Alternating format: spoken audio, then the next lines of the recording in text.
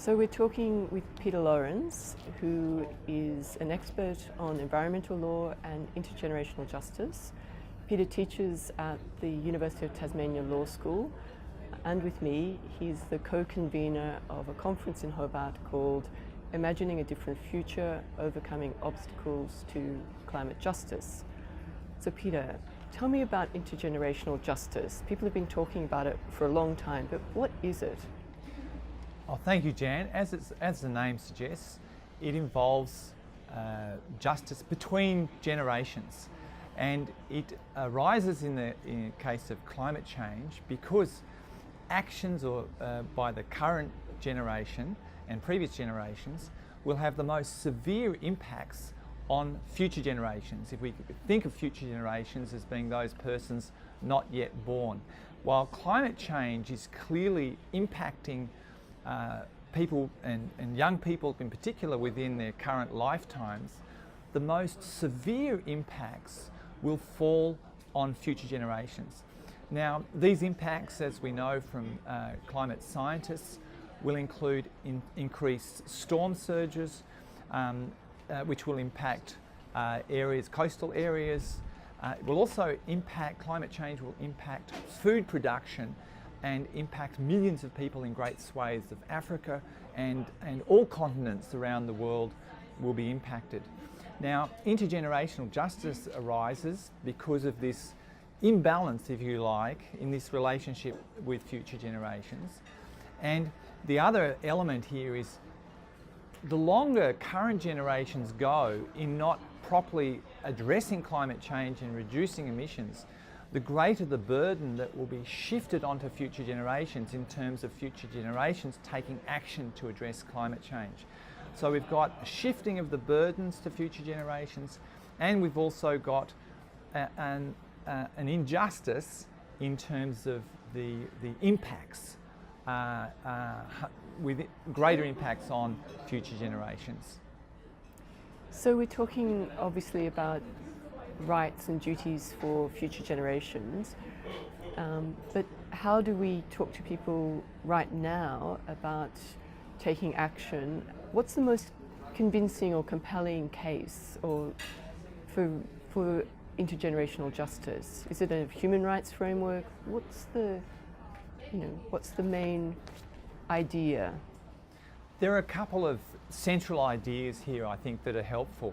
One is based on the notion of equality linked to human rights. And the idea here is that the very simple idea that all persons, regardless of when and where they are born, possess some basic human rights. And if we boil down human rights to the right to life, the right to subsistence, the right to health, it's sufficient just to use these core rights to generate obligations that extend into the future.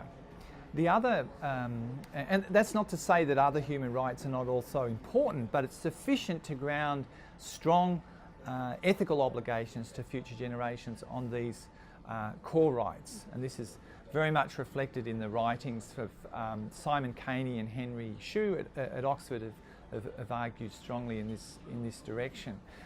The other important principle is a no harm principle, if you like, and that is a general ethical principle that is common to a wide variety of ethical and religious perspectives, and that is the idea that if you are carrying out an activity that will inevitably harm other people's interests, and there are viable alternatives to that activity, you have a duty to refrain from that activity.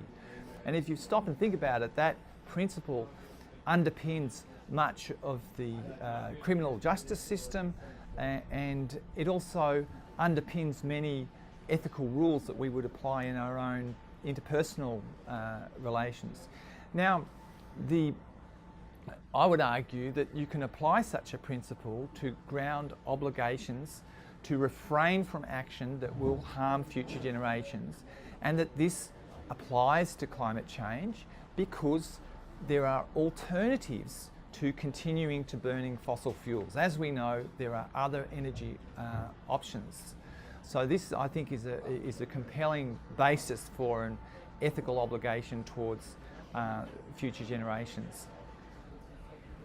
Well, in the context of the Paris Agreement, we know that the Paris Agreement has had a setback with the US withdrawal, but it's still the main international legal framework for addressing climate change.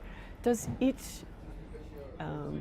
recognise intergenerational justice, or does it provide a framework for actually achieving that intergenerational justice indirectly by ensuring that the worst impacts of climate change will be avoided? How does intergenerational justice relate to what's happening in the Paris Agreement? The Paris Agreement is a mixed story, if you like. On the one hand, it was a diplomatic triumph, bringing together nations around a common framework.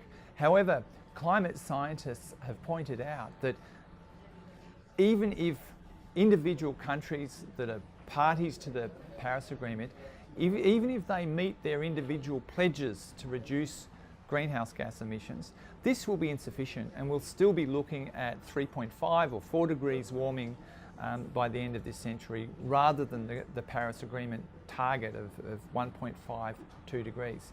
Now, the problem here is that to ensure wide participation, particularly the participation of the US, the Paris Agreement was structured in a way whereby binding obligations to reduce emissions was not included. There are just voluntary obligations in terms of the content of countries reducing their emissions. And as a result of this, it was very easy for countries to move ahead and sign up, because it's a non-binding commitment. The other structural weaknesses in the Paris Agreement is the failure to include a strong non-compliance mechanism. There's a non-adversarial, soft non-compliance structure that's being developed that looks very unlikely to involve sufficient sticks, if you like, in terms of ensuring there's sufficient pressure on countries to meet their obligations. So I think the Paris Agreement is currently insufficient. There are ways of strengthening the agreement in the future, which I think is a priority. The other element to mention here is that intergenerational justice can't be considered in isolation from international justice or intra-generational justice, so fairness between people who are alive now. And it's impossible to address intergenerational justice without addressing the massive inequalities that occur between people now, and already we're seeing climate impacts which have much more serious consequences for poorer countries. And so it's impossible to see international cooperative action proceeding unless one also addresses those international injustices. In my research, I found an interesting phenomenon. I'd assumed that in the UN negotiations, developing countries would tend to emphasise the need to address poverty first, and so they would see intergenerational justice of lesser importance than industrialised countries because of this pragmatic concern. I found in my research that was not true at all. In fact, developing countries gave equal weight to intergenerational justice, but in their view, the prime responsibility, understandably, is on the shoulders of the developed countries, the wealthy countries that have become rich on the back of high emissions. So I think one of the outcomes of that, if you like, is that there's a burning need to move forward to embrace an idea of collective or shared responsibility, but that will only occur if the wealthy countries find ways of cooperating and addressing the injustices, the deeper injustices in the international system. And these injustices don't just relate to climate change, they relate to the international trade system, the continuation of subsidies in wealthy countries that make it difficult for developing countries to export agriculture and so on. So to move forward, you need to find ways of moving beyond the current distrust that marks the relations between industrialised and developing countries and has plagued the negotiations internationally for decades in terms of trying to get an effective global climate regime. So, when coming back to intergenerational justice, we're involved in a project trying to imagine a different future and to overcome the obstacles to achieving climate justice. How do we persuade not just governments but corporations, individuals, communities that they should embrace intergenerational justice as an idea? What's hopeful in that thinking about how to engage people? That's a very important question, and another way of framing this question would be to ask how can we move towards long-term thinking. And climate change is, on the face of it, is a depressing problem in the failure of this long-term thinking.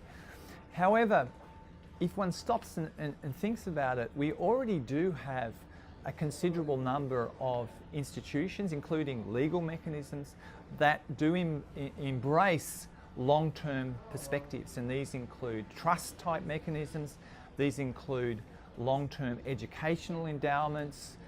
There are structures that already exist that involve long-term perspectives. The trick, I think, in a way, is to look at rethinking existing institutions and build in mechanisms that allow the interests or the voice of future generations to be heard. And this, of course, involves making assumptions about the interests of future generations, but those assumptions can fairly be made. Just as guardianship type arrangements make very reasonable assumptions about persons that are infirm and incapable of expressing a voice, we can similarly make very reasonable assumptions that persons born in the future will share the same needs we have for a functioning climate system and to have their basic needs addressed. So I think there are possibilities for creative thinking. There have been various mechanisms proposed.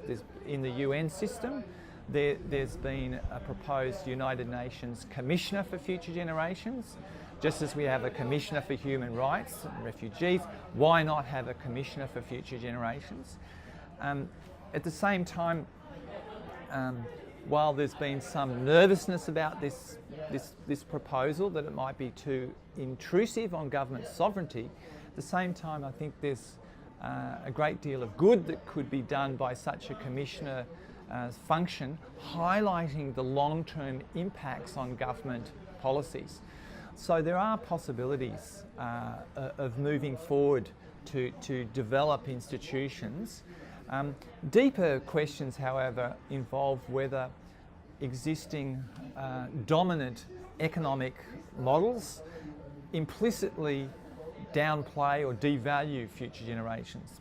And certainly I think there are real concerns about whether neoliberalism, for instance, is capable of operating in a way that would ensure justice for future generations.